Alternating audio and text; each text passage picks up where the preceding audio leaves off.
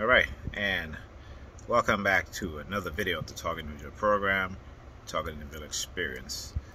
So this morning they started with the surveillance and the remote no monitoring.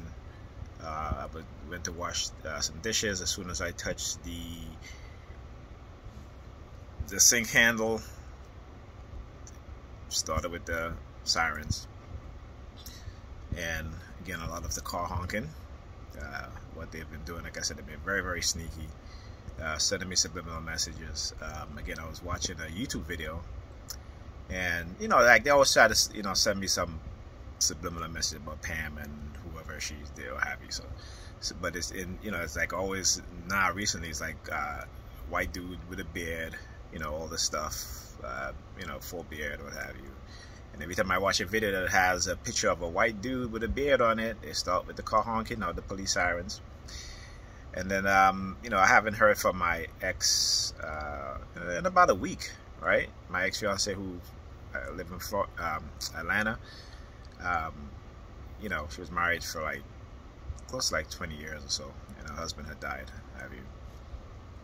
But she came up to New York. We were supposed to meet up, but again, couldn't because this is the second time too. Because again, the kids were sick. They had coronavirus, and they had it really bad. Particularly Ethan had it really bad, and so just talking to her and stuff like that. Just venting, because it's kind of like I was talking to another TI, and I said, who was always upset with me. She's like, you talk about Pam, but you're always there and this and that. And I said, listen, I have kids with her. It's a different story. I said it's not like if we didn't have any kids where you can walk away clean. I mean, regardless of how I feel about her, right? Because again, I don't hate her, I still love her. But the fact that I have kids, and as I said, if I'm not here, I'm afraid that my kids will end up in a hospital somewhere. And like I said, she's making this big deal about going to this wedding, and got our kids even sicker. And Alyssa wasn't that sick at all until she sent her over to her friend, her and Ethan, who kids also had the same thing, who her friend also had the same thing, right? To where she had to go to urgent care. And all Pam keep talking about, well, I RSVP for the wedding, all that stuff, and I said they would understand that you have sick children, but because she wanted to go so bad, and I always say this is modern day women for you, particularly black women, how they're being conditioned. We're all being conditioned, but particularly as a black man speaking in terms of what I see in the black community, and particularly what's going on with black women and black men. We're conditioned in a certain way, and for black women, it's like they've been conditioned to always want to have fun. In their 50s, 60s, it's just fun. The thought of putting your children first ahead of your fun is something that's foreign. It's something that they would never do. They would never do that. That if your children is sick, that you would actually choose to go out and leave them with someone else who is also sick. And I would say that's why she came back. She called me Sunday morning saying that she's going to the pharmacy because my daughter was wheezing. She got medication. I'm like, well, she wasn't wheezing when I was there on Friday. I kept Ethan away from her. Even though Ethan was home while she went to school. I kept Ethan away from her. I told her to keep away from Ethan. I'm constantly, sanitizing the apartment and stuff like that. So she wasn't sick at all until she went over there that Saturday and got really, really ill, really bad. To where Monday afternoon, Pam had to take them to the doctor. Okay, and I told her, I said, listen, that's your choice and your decision, and it just shows me that you're willing to put your, she's like, well, when do I have any fun? When do I have any fun? And it's like, you can have fun, just make sure that your children is okay. And like I said, she wanted me to watch the kids for her tomorrow while she goes up with her friend. I said no. I said we've been through this many times, and every time I go against my better judgment to say, okay, you know what, let's see if she'll actually be courteous and realize, hey, you know what, I need to get back home at a decent time, so Nigel can go home, what have you. But now she's like, oh, you can stay. Oh, now you want to tell me I can stay. There are times when she would be like, aren't you leaving? Aren't you leaving? You know, it's time to go. Is this now? No, I can stay. Mind you, too, I've been staying over here for the past few days. Also, last week I was here, I think, from Tuesday till Friday, because, again, both kids were sick, right? And so I was there because they didn't go to school, so I was there watching them. And, you know, I said, no. I said, I'm not going. I said, you know the reason why we're at this point, okay? And I said, I've extended myself too much. I've went above and beyond. You know, it's the same thing with getting the kids into the after school.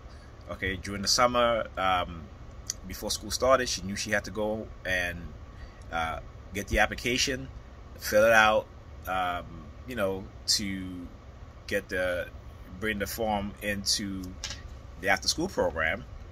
You know, but because, you know, she just have other things that she prioritized over her kids, you know, and it's like, you know, like I understand what's going on with her. You know, and this is why, because a lot of people don't understand, because I understand how she's been manipulated, and I understand the type of personality that they've created within her, just like I understand the type of personality they created within me. Okay, and you know, and every day I have to remind myself to be who I am, and not who they try to condition me to be. Right, and so this is the reason why you still see me here. Which is the reason why you still, even though it's affected my schoolwork. Okay. And you know, she always said to me, "Oh, you know, they're your kids too, happy." But I'm like, we're not in a relationship. We don't live together. You know, you want to be a single parent because you know you said you want to go out and date other people. Okay, but yet you still expect me to be here 24/7. Why you do those things? And that's no way in hell. I did that shit for 2 years, and she lied to me over and over again, every day. Lied to me, right? And that's what I told her. I said, you know, whatever you said to me, I don't really believe you. You know, because not once has she even attempted to save face, to say, hey, you know what, you're absolutely right, I'm sorry, and this and that and such, and be more honest. No, never happened, never will. And I understand that, and I'm not waiting for that, because I understand who she is, and so I just accept it, right? But the fact is that, you know, my kids are important. Our kids are important, okay? And, you know, I have to do what I have to make sure that they're safe and they're okay. You know, like I said, I was talking to my ex. You know, my son had a cut on his toe, and you know, it was black around the room. Because I'm like, I said to him, I said, oh, when did you get this? You know, he's like, I don't know. As a matter of fact, he didn't even notice it. He didn't even notice it at all. Okay, and it turned out that the reason why, and I look at it, I'm like, this is not healing. You know, because the wound was still open, and it had black stuff around the room. So when I took him to the doctor again, because he had a cough after, you know, getting over the rhinovirus, he had a cough, a serious cough. So we couldn't send him to school. And so I had to take him to the doctor, because I said over the weekend, you know, on Saturday, she knew he was coughing. She could have took him to the doctor. But no, because the wedding was more important. And so when I went over there Sunday, I was like, you can't send him to school. Listen to how he sounds. So I took him to the doctor. They gave him a steroid boost, and then they gave him some antibiotics and another medication.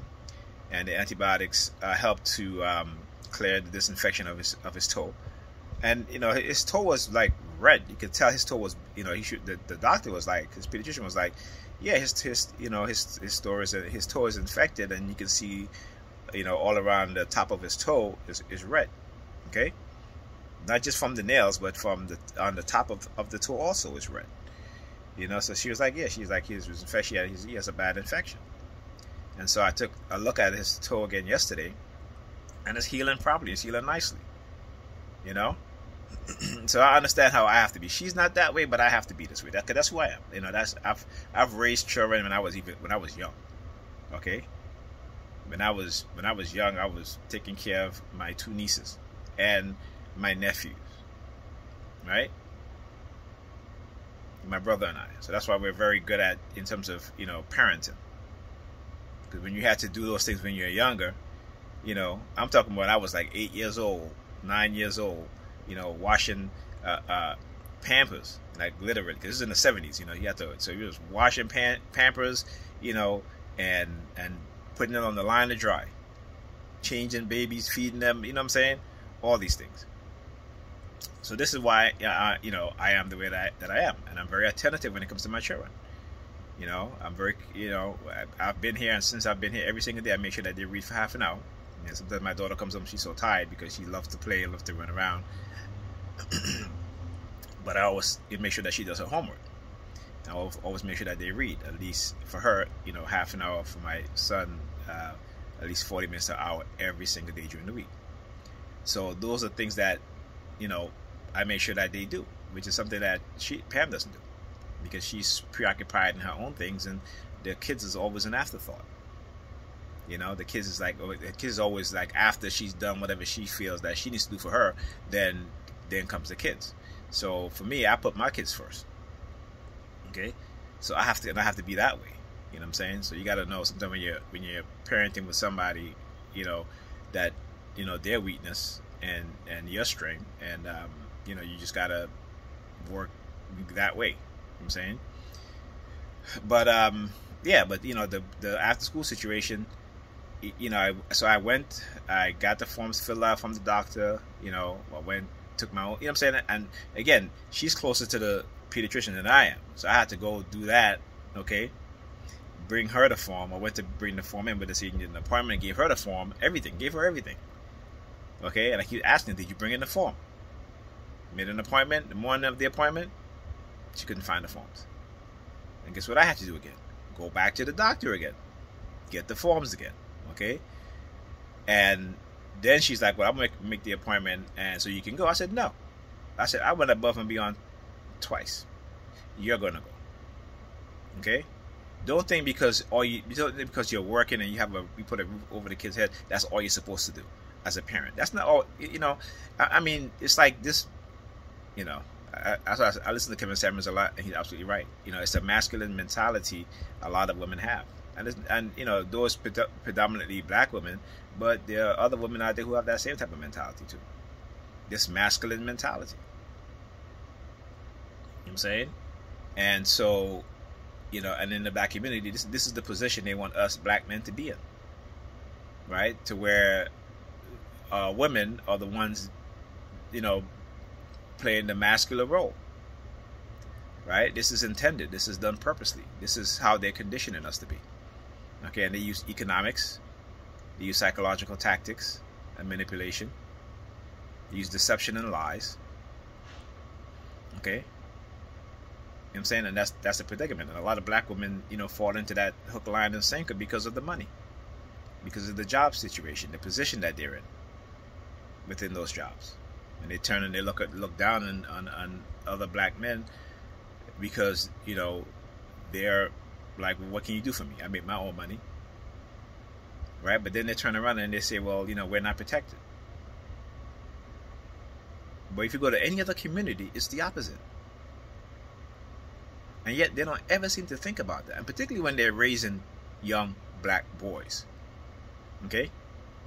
Because what they do, they're not raising them, right? Their attitude is like, I pay the bills, I pay the rent, I put a roof over your head, I may buy your clothes, what have you. You know? And they think that's raising a child. And that is not raising a child. Black women have been far removed from their natural state of motherhood and parenting. This is why these white liberals, these psychologists can tell them anything and they believe them. Okay?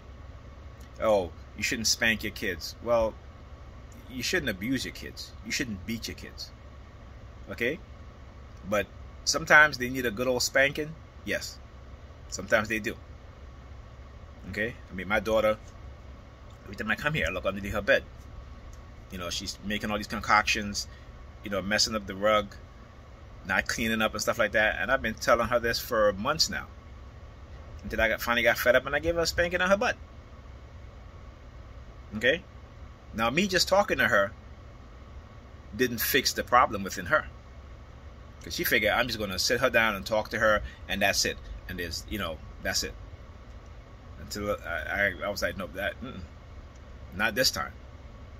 And I bet you going forward, she's not going to be doing that anymore. So understand what they're trying to do, okay, in terms of particularly in the black community, when they don't want you to punish your kids, they don't want you to, because again, they want your kids to particularly they understand that the majority of children in the black community are raised by black women, single black women, okay, and these black women, they just listen to these white liberal psychologists who don't mean any good for their sons, particularly if they're raising boys, okay. And so what you have is that boys who are raised by women grow up, don't know how to behave, don't know how to act in public, very disrespectful to their mothers, right? Very disrespectful to male authority, who, when they're teenagers, act as if you and them are the same age if you're an adult, because their mother don't know how to check them. And their mother raised them to be the type of man that they wish they had. Okay? Soft and too sensitive. And then when they go out there, they become an adult and go out there, guess what? They meet the same kind of woman that their mother was or still is. Right? And what happens is that those women that they meet end up ruining their lives, their sons' lives. Okay, and then you'll see them, the sons, their mothers now saying, oh well, you shouldn't, you need to leave her and this and that. Meanwhile, they're not thinking about what their child's mother was telling him. Yeah, you need to leave her because she, so they're basically raising sons to meet themselves, but in the form of other women. You understand what I'm saying? So this is something that they don't understand. This is why, like I said, we are trapped in a dysfunctional setting, in a dysfunctional cycle, and we can't see our way out of it. Okay, and black women have to return to their natural self, being nurturers, being mothers. Okay, because every other group of women, they're doing it. They haven't changed. They didn't start putting on their pants and waving their invisible dick around. Okay? And so, like when I come in with my kids, I try to discipline them. She interferes. Then when I'm not there and they act up, then she's calling me. Can you talk to your kids? I said, no. I said, this is you. For years, I have been trying to instill discipline, instill structure in their lives. Okay? And what did you do? You always step in and they always run to you. So now when I'm not there and they're giving you exactly what it is that you've conditioned them to be, or put it like this, what it is that you've refused to check, then you want to get upset and want to get mad. I said, don't say nothing to me. Don't tell me to talk to them or this and that, because again, you don't like the outcome of your parenting. And when I try to do it differently, you don't like it. So for me, I would say, listen, I can't win. So, my hands is tied. That's what I tell her. I said, that's it. I'm not even, don't even ask me. Okay? And that's the whole thing. See, these women, they think that it's just their kids. Right? But yet, when they, here's the thing. Women who have kids and, they're not together with the father, well, these are my kids. I carried them in my belly and for 9 months and I birthed them. Then if they're your kids, then why are you going to child support to get money for the father? They're your kids, right? If the father can't have any other input except for money, child support. Okay, and this is why when I go outside, I walk past the high school, these rude ass kids, I'm walking with my cane and my daughter in my hand, and they stand up in the sidewalk like they don't want to move. And I'm there saying, excuse me, excuse me, excuse me, and they're there like carrying on their conversation until I have to yell. And then the security guards are there, and the security guards, the school guards, don't even say nothing. They all stand there with their arms folded because, again, they encourage these things. And this is why society is becoming worse, particularly children, particularly black children are becoming worse and worse in society. And they have yet to understand that they're being conditioned that way, from the parents down to the child. Right? But who am I? Okay? I'm just some dude that they want to call crazy when it suits them, and not crazy when it suits them, when they, whatever their gender is. Okay? But I'll tell you who I am. I am the person who have been studying this program for well over a decade, who understands and he can see the conditioning and the programming done to not just black people, but to everyone. Okay? And this is why psychology is so important. And this is why understanding that technology created to manipulate a person's mind and mindset.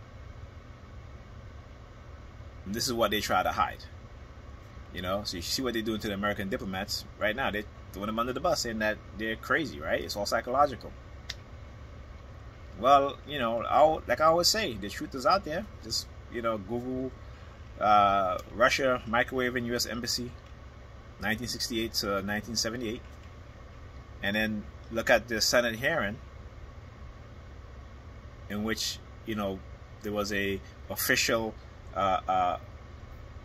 communication to the Russian government asking them to stop. Go read on that. Go look up that hearing and read what this senator said. I forgot his name. About, you know, the CIA and the State Department throwing American workers, embassy workers, under the bus.